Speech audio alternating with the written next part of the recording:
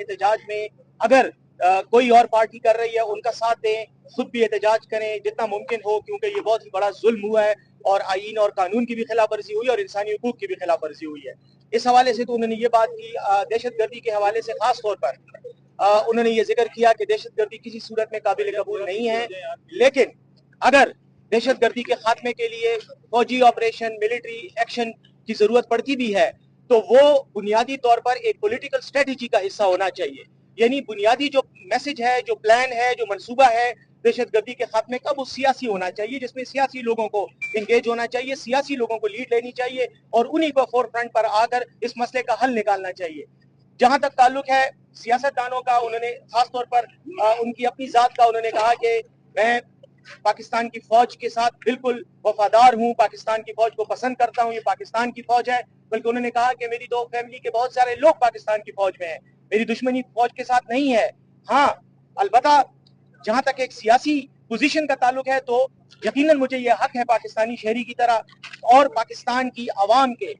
करोड़ों आवाम के एक नुमाइंदे और एक रहनुमा की हैसियत से मेरा ये हक है कि मैं किसी भी ऐसी पॉलिसी पर तनकीद जरूर करूं जो मेरे ख्याल में पाकिस्तान की सालमियत, तहफ़्फ़ुज़ या जमहूरियत के खिलाफ हो और जिसका नुकसान हो रहा हो इन तीनों चीजों को। तो वो उनका ये कहना था कि किसी को ये हक हासिल नहीं है, ना हम हक देंगे कि वो अपनी पसंद नापसंद या अपनी सोच के मुताबिक, अपने पैमाने के मुताबिक किसी को भी गद्दार डिक्लेयर करे। तो गद्दारी का लेबल देना, गद्दारी का सर्टिफिकेट बांटना, ये किसी का काम नहीं। और खास तौर पर पाकिस्तान तहरीक इंसाफ को,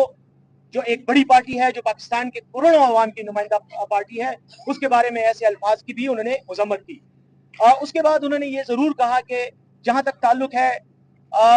दहशतगर्दी को बजौर कुव्वत खत्म करने का, तो माजी में भी हमने बहुत से तजुर्बे किए, कई ऑपरेशन भी हुए, कई कार्रवाइयां दहशतगर्दों के खिलाफ की गई, कई सालों से ये मामला चल रहा है, लेकिन इसका हल नहीं निकला। इसलिए कि इसका बुनियादी हल सियासत में है, सियासी तरीक़ेकार में है, सियासी प्लान में है, सियासी हिकमत अमली में है। तो सियासी हिकमत अमली को फरोग देना चाहिए। साथ में उन्होंने कहा कि ये हो ही नहीं सकता कि दहशतगर्दी का खात्मा अफगानिस्तान के साथ अंडरस्टैंडिंग किए बगैर हो सके। दहशतगर्दी के खात्मे के लिए जरूरी है कि अफगान हुकूमत को एतमाद में लिया जाए, अफगान अवाम को एतमाद में लिया जाए और उनके साथ मिलकर, उनको ऑन बोर्ड लेकर पाकिस्तान में जो दहशतगर्दी हो रही है इसका कोई हल निकाला जाए। ये जो अफगानिस्तान और पाकिस्तान का तनाज़ा हुआ है, इसके बारे में उन्होंने कहा कि उन्हें खदशा है कि इसके नतीजे में दहशतगर्दी के वाकयात और दहशतगर्दी की कार्रवाइयां मजीद बढ़ेंगी, जो कि यकीनन अफसोसनाक एक सिचुएशन होगी। उन्होंने यही कहा, यहाँ तक कि उनका ये कहना था कि मैं ये समझता हूँ कि हमें फौरी तौर पर अफगानिस्तान के साथ कशीदगी खत्म करके फौरी तौर पर डायलॉग करना चाहिए, उनको इंगेज करना चाहिए, ताकि ये जो तलखी पैदा हुई है हालिया झड़पों की वजह से भी इसका फौरी तौर पर खात्मा हो और हम एक पॉलिटिकल डायलॉग के जरिए, मुज़ाकरात के जरिए, अंडरस्टैंडिंग के जरिए अफगान हुकूमत को इन्वॉल्व करके दहशतगर्दी का खात्मा करें। तो ये कुछ बातें थी। फिर आखिर में उन्होंने यही कहा कि जहां तक मौजूदा हुकूमत का ताल्लुक है, केपी में जो हुकूमत का ताल्लुक है, यकीनन वो ये समझते हैं कि इस हुकूमत को आगे बढ़ना है और इसको ये जिम्मेदारी लेनी है कि जो केपी में दहशतगर्दी की कार्रवाइयां हो रही हैं उसके हवाले से नई हुकूमत की बहुत बड़ी जिम्मेदारी है कि वो इस सिलसिले में इस अंदाज से हिकमत अमली बनाए कि अवाम का नुकसान भी ना हो, दहशतगर्दी का भी खात्मा हो और ये जो डिसऑर्डर और एक